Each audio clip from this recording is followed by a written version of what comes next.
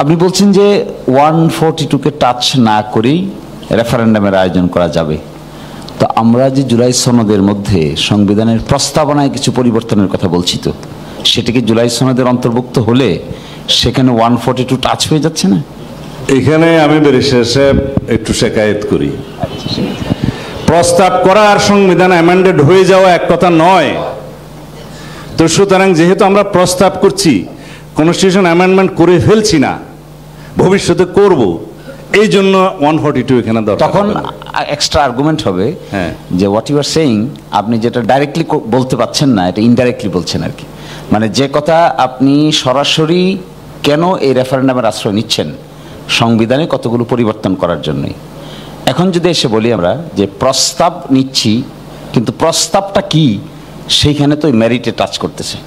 প্রস্তাব তো ভ্যাকুয়ামে নাই, প্রস্তাব তো আমরা জানি। প্রস্তাব একটু ইন্টারভিউ করি, তাহলে কি হবে? What can't be done directly? আমরা জনগণের কাছে প্রস্তাব করছি যে সংবিধানের এই সমস্ত বিষয়গুলো, যেটা মৌলিক বিষয়গুলো টাচ করবে, সেগুলো পরিবর্তন করতে চাই। সেটা পরিবর্তন হয়নি তো যে আমাকে 142 দিতে হবে। জনগণ যখন এটার পক্ষে রায় দিবে যে আমরা এটা পরিবর্তন করব, সেটা কি পরিবর্তন করব ওই সমস্ত আর্টিকেলগুলো, তখন তো আমাকে আবার একটা রেফারেন্ডামে যেতে হবে 142 অনুসারে। আমি তো সেটা বলেই দিয়েছি আগে। এটাই তো বলছি আপনাকে। তাহলে কি হচ্ছে, প্রথম যে অপশনটা আমরা অ্যাপ্লাই করতেছি, এইটার ভিতরে তো কনস্টিটিউশনের প্রস্তাবনা। আচ্ছা, আমি একটু তাহলে 142 অ্যাভয়েড করব কি করে? না, 142 তারপরে আবার হবে। শেষের মানে যখন কনস্টিটিউশনটা আমরা অ্যামেন্ডমেন্ট করে ফেলবো, তখন তো 142-তে যেতেই হবে, সেই লেজিটিমেসিটা ওখানে আসবে। এখন আমরা করছি প্রস্তাব, প্রস্তাবের জন্য একটা গণভোট হচ্ছে। গণভোটে জনগণ বলবে যে হ্যাঁ আপনারা এটা করবেন। করার পরে আমাকে আবার 142 অ্যাপ্লাই করতে হবে, বিকজ প্রিয়াম্বল সহ অন্যান্য আর্টিকেলগুলোর ক্ষেত্রে আমরা হাত দিচ্ছি। আচ্ছা, সেক্ষেত্রে আমি একটু ইন্টারজেক্ট করতে বাধ্য হচ্ছি টাইমের কারণে আর কি। আপনি ইন্টারফেয়ার করবেন না, এটা সলিউশন করেন। কি এই বিষয় সলিউশন তো আমি একা করতে না, না, এই যে জন্য আর কি একটু স্পেয়ার করেন। আর কোনো কোয়েশ্চেন আছে?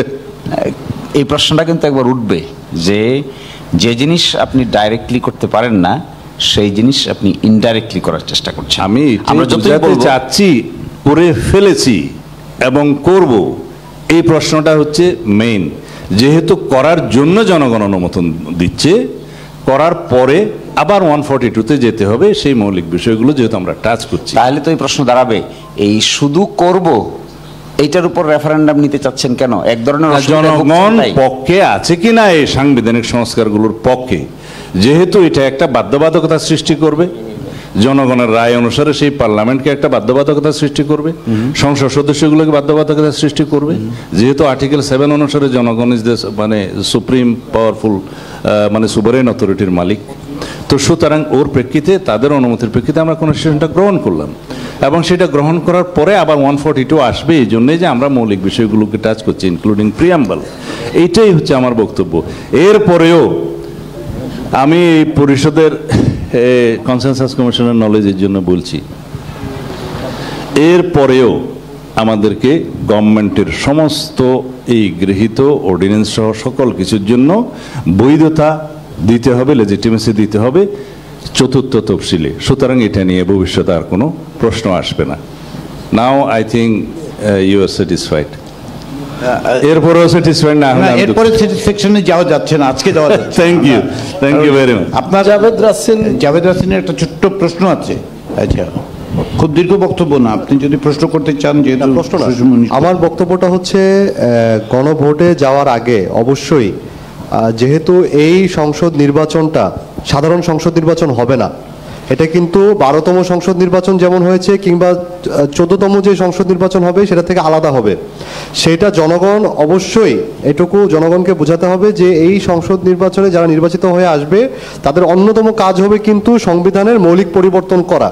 এইটার জন্য আপনি সংসদ নির্বাচনের আগে বলেন বা গণভোটের আগে অবশ্যই আপনি কনস্টিটিউশন অর্ডার নামে না রাখেন, আপনি এটা বাদ দেন, আপনি জুলাই সনদ বাস্তবায়ন আদেশ নামে হইলেও একটা লিগাল ফ্রেমওয়ার্কের মতন কোনো আদেশ দিতে হবে, সেখানে স্পেসিফিক কি কি করতে পারবে, কত দিনের মধ্যে করতে পারবে এই মৌলিক সংস্কারটা, সেটা স্পেসিফাই করা থাকতে হবে। না হলে এটা মানে জনগণের সাথে এটা প্রতারণা করা হবে বলে আমরা মনে করি। সেক্ষেত্রে অবশ্যই গণভোট কিংবা এই জাতীয় নির্বাচনের আগেই একটা আদেশ বা অধ্যাদেশ বা যেটাই হোক কিছু একটা আপনার থাকতে হবে। Point is well taken.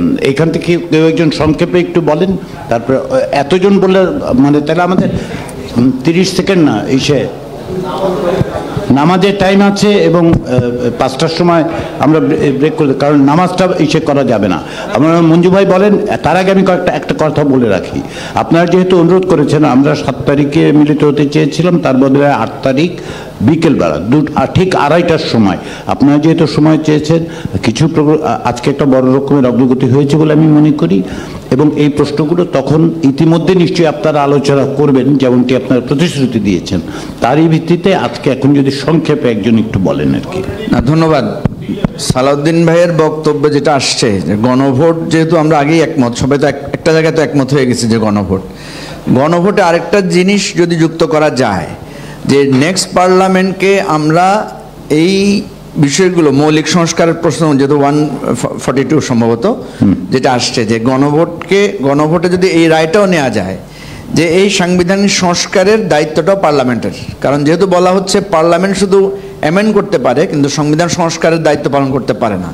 ওই সংবিধানকে যদি এখতিয়ার, ওই পার্লামেন্টকে যদি এখতিয়ারটা আমরা জনগণের কাছ থেকে না নেই, তাহলে কিন্তু সমস্যাটা থেকে যাচ্ছে। আচ্ছা, আপনি হ্যাঁ না, উনি সেটা এখতিয়ারটা দিতে হবে।